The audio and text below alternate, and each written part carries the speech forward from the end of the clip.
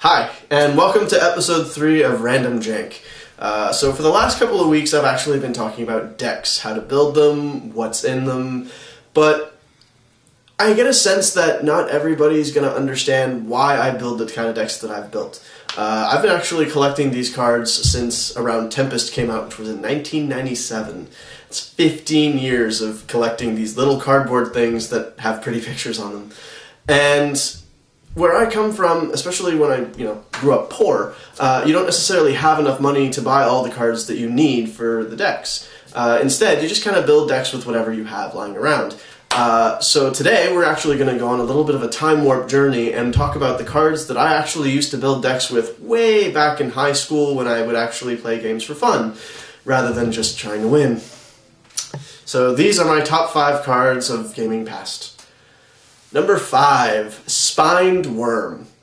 Growing up, like I said, didn't have a lot of money. There was this one card store that I would go to that would sell 10 cards in a little pack. It was 9 commons, 1 uncommon. Mostly they sold black cards, but I kind of wanted to branch out into a separate color, and I already had a bunch of black cards at the time. So I would flip through one of the binders, and Stronghold had just come out, and the picture of Spined Worm from Stronghold made me want to go into green. And just the loving memory of having that be my first really, really big creature, because black doesn't really have a lot of big creatures, put this as number 5 as my top 5. Number 4, Stream of Life. This is actually a card that I never actually played with myself. This was at a time when, if you're like beginning to play the game, you kind of put a lot of stock into the life total rather than the better cards that you can get. And what ended up happening was I was playing against this guy that had an all-green deck. He would ramp up really, really fast with all of his elves and then play Stream of Life for about 100. The way we played Magic back then was whoever had the highest life total by the time the bell rang for the next class kind of won. There was no way that I could actually beat this guy down fast enough, and that's why that card is my number 4. Number 3, Sadistic Glee. Now, last video I was talking about making enchantments and life game work together. This is exactly the kind of card that I loved playing with as a child. It's a 1 black mana enchantment that gives any creature +1/+1 counter anytime another creature dies. Black is great for sacrificing creatures, so that one creature that gets that enchantment gets pumped up really big, really quickly. And that particular effect, while not always on cards popping up these days, is still an effect that Wizard tries to put on creatures when the new sets come out. So that is why, on top of it being in my favorite color, is my number 3. Number 2, the Rack.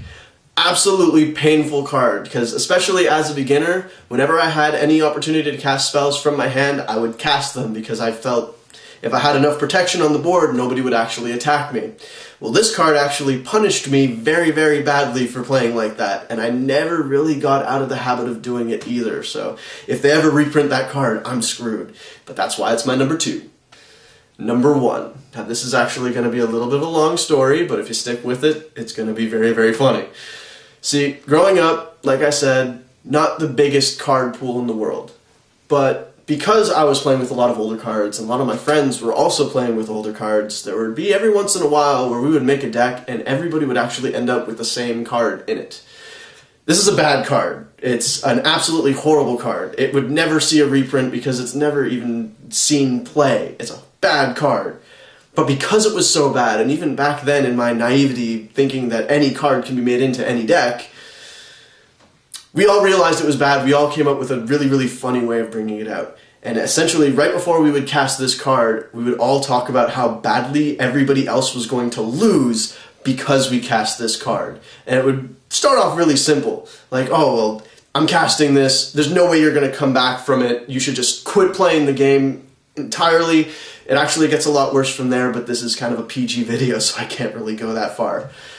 My number 1 card that I'm actually going to be making a deck for in a future video is the 1-drop 1/1 where when it dies you gain 1 life, and that's it. Tarpan. So I hope you enjoyed this visit into my gaming's past. If you like these videos, please click like, subscribe. We're going to be trying to put these videos out every single Friday for your viewing pleasure. Put down some comments, see if there's anything you'd actually like me to talk about, and I'll see you next week.